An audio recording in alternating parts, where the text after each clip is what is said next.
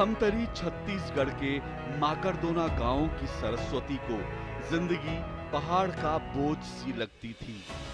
गरीबी में गुजर बसर यूं भी मुश्किल होता है। उस पर टीबी से पति की मौत हो गई। सरस्वती जंगल से लकड़ी काटती हैं, टोकरियां बीनती हैं, क्योंकि बेटे को पढ़ा लिखा कर बड़ा आदमी बनाना है।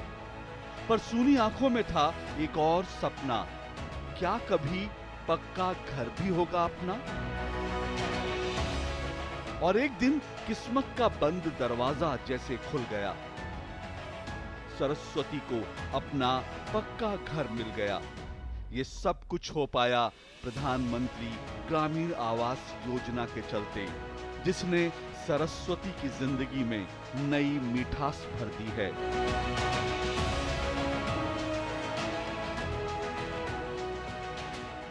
1,35,000 मिला घर बनाने के लिए और 60,000 मैंने अपना भी लगाया। पक्का घर बना है और अपन नौकरी वगैरह कमाई तो इसका जिंदगी सुधरेगा। गरीब से गरीब और आम आदमी रूखी सूखी खाकर गुजारा कर लेता है, पर एक सपना वो जरूर देखता है। सपना ये कि सर पर पक्की छत हो, अपना पक्का मकान हो। एक गरीब परिवार में जन्म लेने वाले प्रधानमंत्री नरेंद्र मोदी इस बात को जानते हैं, इस दर्द को समझते हैं, महसूस करते हैं। सामान्य व्यक्ति के मन की एक इच्छा होती है, कहीं भी रहता हो, यार अपना एक घर हो तो अच्छा हो। हर किसी की इच्छा रहती है, लेकिन उस गरीब की इच्छा पूरी नहीं होती। और कोई गरीब मरने के बाद अपने बच्चों को विरासत में गरीबी देना नहीं चाहता है। गरीब से गरीब मां बाप भी अपने बच्चों को गरीबी विरासत में देकर के जाना नहीं चाहता है, वो भी उसको कुछ देकर के जाना चाहता है। सरकार ने सपना देखा है।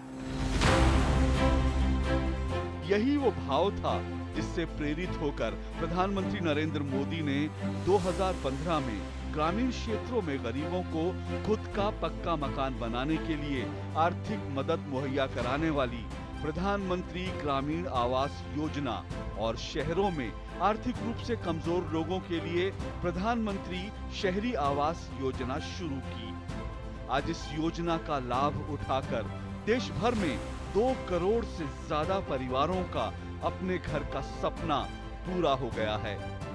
जब तूफान आता था तो मेरा घर का सामान यहाँ से वहाँ गिर जाता था, मैं कहाँ से भेगा करूँ ये मुझे नहीं पता चलता था। फिर अब तो आया, तब पक्का मकान बन गया, अब बहुत अच्छा लग रहा है। इनमें शारीरिक चुनौतियों का सामना कर रहे गंगरेल गांव के गोपाल भी हैं और बेलर गांव की किन्नर पंचबी भी। पंचबी का नाम आवास योजना के लाभार्थियों में आया, इसकी सूचना उन्हें पंचायत में मिली। फिर बैंक खाते में सरकारी मदद का पैसा आया और पूरे गांव ने मिलकर पंचबी का घर बनाया।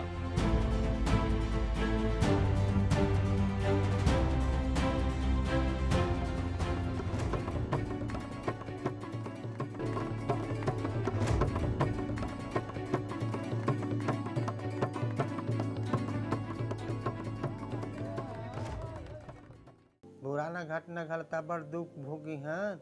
कहाँ कहाँ गली गली पूरा पानी में तकलीफ पाए पाए कि हम जीवन ल बिताएं साहब। तब कथन का कैसे ऐसे भटकन कैसे हो गए भगवान के सोचथन चे अभी तक सोचथन का कर वहाँ जाना वहाँ आना वहाँ जाना, कहाँ दुख कहाँ सुख तो लगे छे साहब। हम भी इंसान है तो इंसान देख प्यार से देखिए, प्यार से बात करके। गोपाल अगरबत्ती बनाकर अपना गुजारा करते हैं। उनके मिट्टी के कच्चे मकान में एक दिन आवास मित्र आए, कुछ पूछताछ हुई और फिर गोपाल को पक्के मकान के लिए सरकार से मदद मिल गई।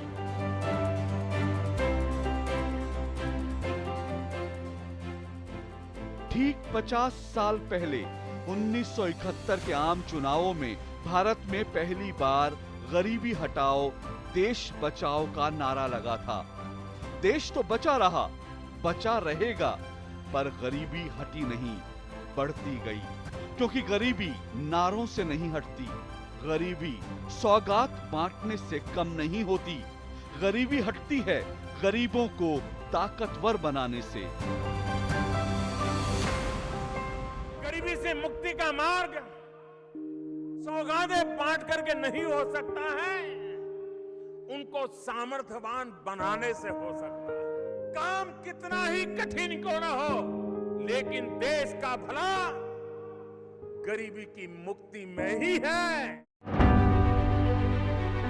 ऐसा नहीं है कि इससे पहले भारत में गरीबों के लिए योजनाएं नहीं बनी, ऐसा भी नहीं है कि गरीब कल्याण के लिए सरकारी खजाने खोले नहीं गए। योजनाएं बनी, खजाने भी खोल दिए गए, पर यह पैसा गरीब के घर तक नहीं पहुंच पाता था। पैसा बिचौलियों और दलालों में बट जाता था। ये बात खुद देश के पूर्व प्रधानमंत्री ने स्वीकार की कि दिल्ली से 1 रुपया चलता है, पर गरीब तक सिर्फ 15 पैसे ही पहुंच पाते हैं। नरेंद्र मोदी ये जानते थे कि गरीबों को सशक्त बनाना है तो दिल्ली से चली पाई पाई गांव तक पहुंचनी चाहिए, गरीब के घर तक पहुंचनी चाहिए। पर कैसे?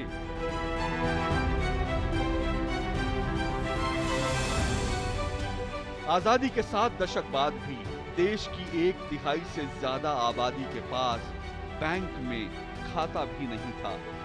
होता भी कैसे? जो गरीब मुश्किल से 2 वक्त की रोटी है कमाता, वो पैसे कैसे बचाता, भला बैंक कैसे जाता?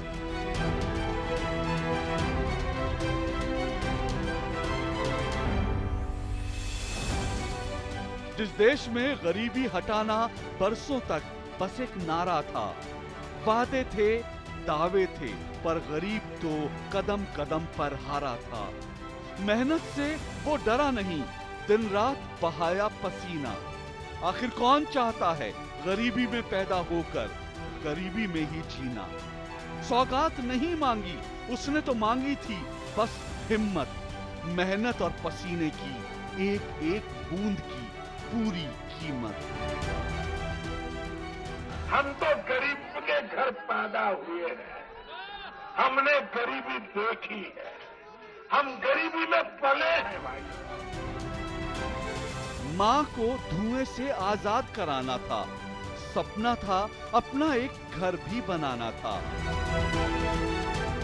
और बैंक में खाता भी तो खुलवाना था।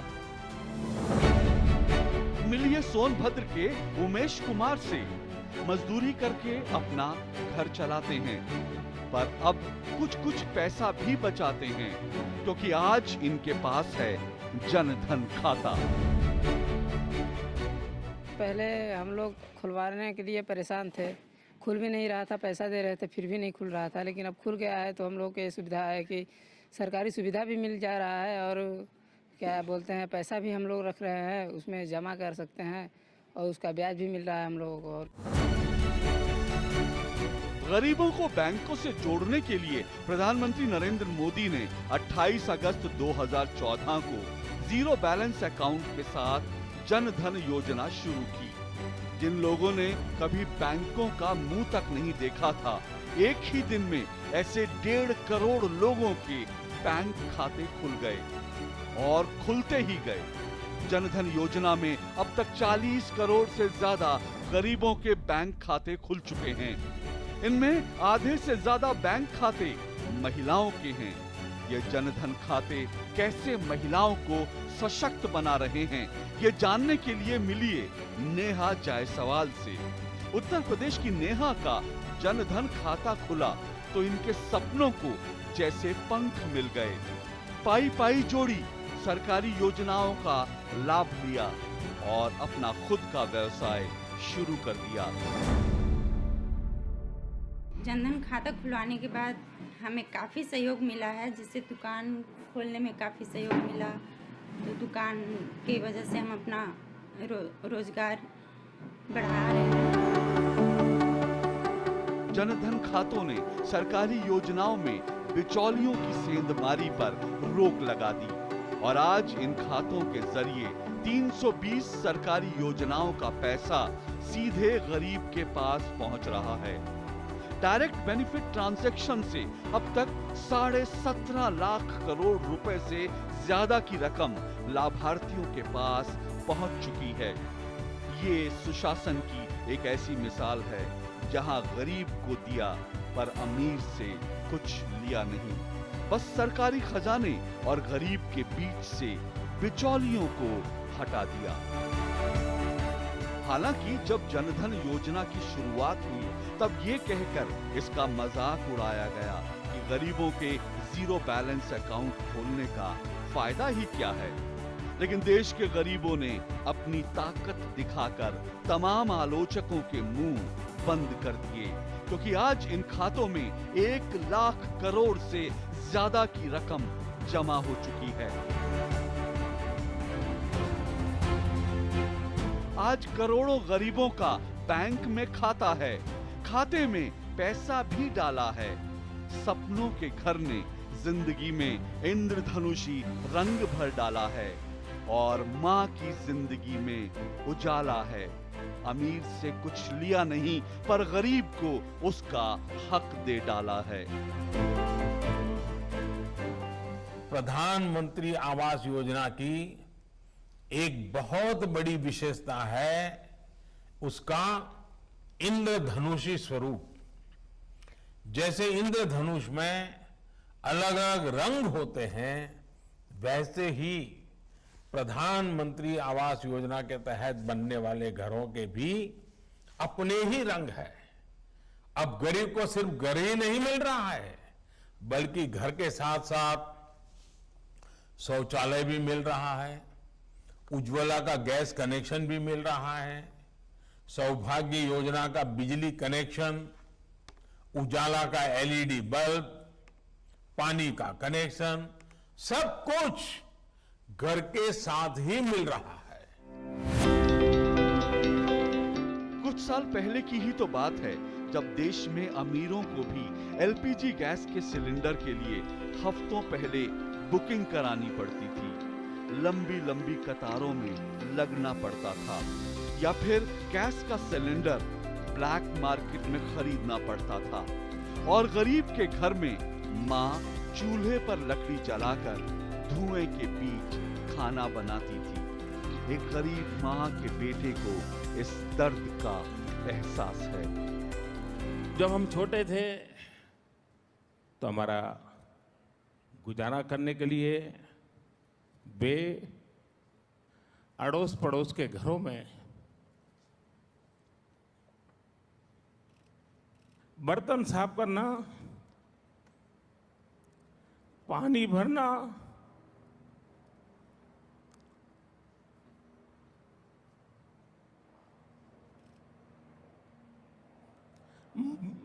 मजदूरी कर रहा।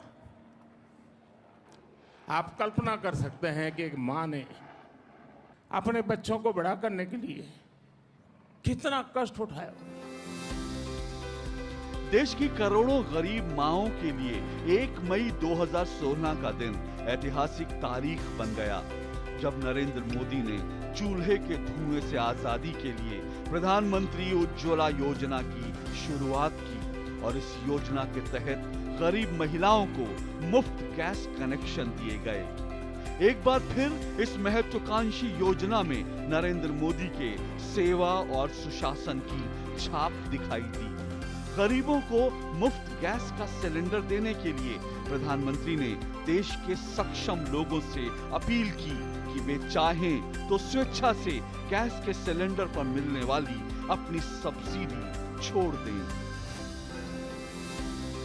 प्रधानमंत्री की अपील पर देखते ही देखते 1 करोड़ लोगों ने एलपीजी पर अपनी सब्सिडी छोड़ दी, जिसका मतलब है सरकारी खजाने में हर साल करीब 4000 करोड़ रुपए की बचत। लोगों की इस दरिया दिली का फायदा मिला गरीब महिलाओं को। आज उज्ज्वला योजना से 8 करोड़ गरीब महिलाओं को बिना एक भी पैसा दिए एलपीजी का सिलेंडर मिला है। पहले तो लकड़ियों की भी दिक्कत होती थी और ईंधन की, मतलब दूर दूर से लाते थे, और अब तो फिर भी ये है कि सिलेंडर है, सिलेंडर पे बना के कभी भी दे दो अपने बच्चों को खाना, ना कहीं बरसात में जाने की ज़रूरत, ना कहीं आने की ज़रूरत। या अपने घर में कैसे भी बनाओ, कैसे भी नहीं। पहले हमें बहुत परेशानी होती थी जब हम चूल्हे पे खाना बनाते थे, धुएं, छोटे छोटे बच्चे, तो इसलिए अब हम दोपहर में खाना आराम से बनाते हैं और आराम से खाते हैं, और बच्चे भी।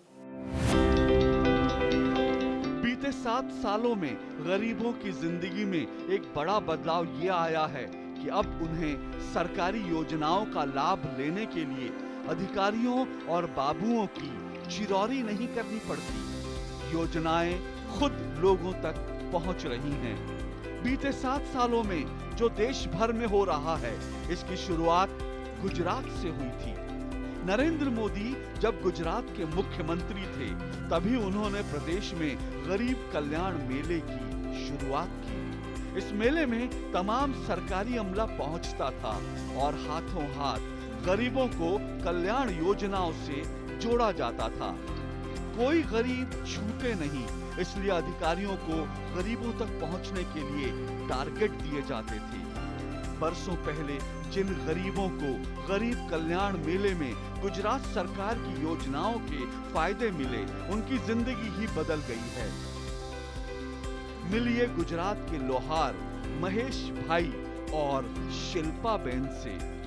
महेश भाई को गरीब कल्याण मेले में वेल्डिंग की किट मिली, जिससे उनकी कमाई दोगुनी हो गई, और शिल्पा बेन को इस सिलाई मशीन ने आत्मनिर्भर बना दिया। जो वेल्डिंग पेटी ये सब इसलिए धंधे के लिए, और मैं अच्छे से जीता हूँ और मेरा परिवार खुशहाली में है और मैं खुशी से जीता हूँ। मैं तो कहता हूँ कि मोदी साहब को साफ धन्यवाद। गरीब कल्याण मेले में मैंने ये फॉर्म भरा और मुझे मशीन दिलवाई, मुझे मशीन मिला और मैं अच्छा काम कर रही हूँ, और इस काम करने से मैं महीने में 5,000 आवक कमा लेती हूँ। मेरे परिवार में खूब सारी खुशियाँ आई है। बदलाव की ऐसी कहानियों से देश बदल रहा है, गरीब की जिंदगी बदल रही है। कभी जिन्हें सपने देखने में भी डर लगता था, आज वही लोग सपने भी देख रहे हैं और अपने सपनों को हकीकत में बदलते हुए भी देख रहे हैं।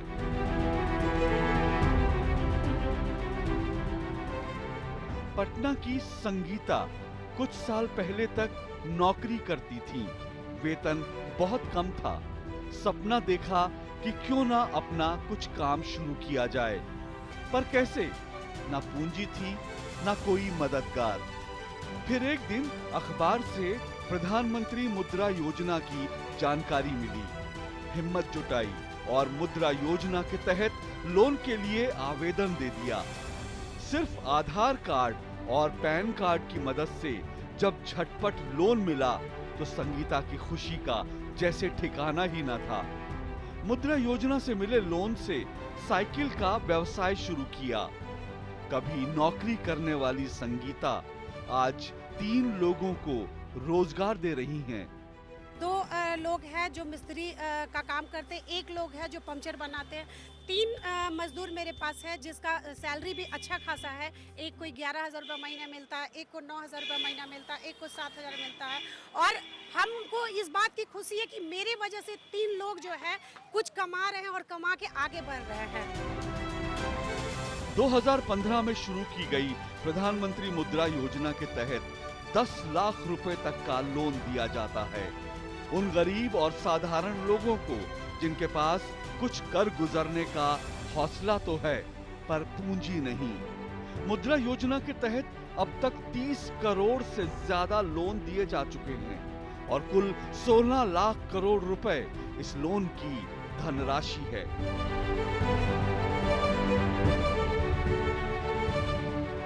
आजादी के बाद भारत में गरीबों के जीवन में सबसे मुश्किल दौर तब आया जब कोरोना के कारण दुनिया थम सी गई। जीवन को बचाना था, इसलिए जरूरी लॉकडाउन लगाना था। खाने के लिए रोज कमाने वाले लोगों के सामने संकट था। कमाएं क्या, खाएं क्या?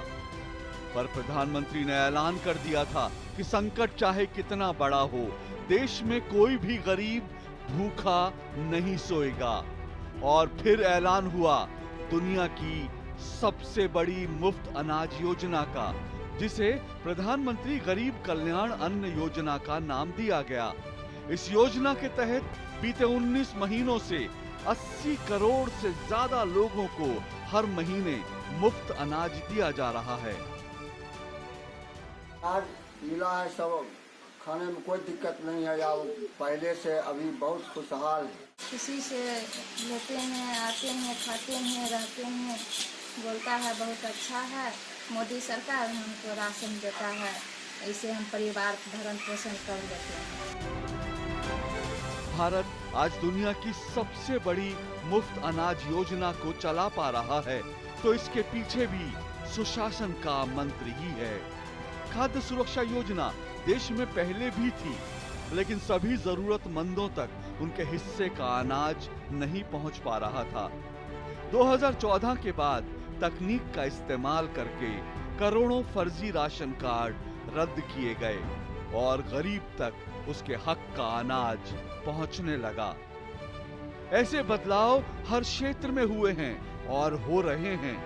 गरीबों के मुफ्त इलाज के लिए आयुष्मान योजना शुरू हुई, तो बीमारों को सस्ती दवाओं के लिए प्रधानमंत्री जन औषधि योजना। ऐसे लाखों करोड़ों लोग जिन्हें इन योजनाओं का फायदा मिल रहा है, उनकी भावनाएं समझनी हो तो उत्तराखंड की दीपा साहा को सुनिए। घर चलाना बड़ा मुश्किल हो गया था। आपके द्वारा जन औषधि दवाइयाँ मिली, मैंने खाना शुरू लिया और मेरी दवाइयाँ जो है 5000 की आती थी और अब मेरी दवाएं 1500 की आती हैं, तो 3000 मुझे मिलता है। और मैं मोदी जी, मैंने ईश्वर को तो नहीं देखा, लेकिन मैंने आपको ईश्वर के रूप में देखा है। आपको बहुत बहुत धन्यवाद। नीयत साफ और इरादे मजबूत हों, सत्ता अगर सेवा और सुशासन के मंत्र को आत्मसात कर ले, तो हर बदलाव मुमकिन है।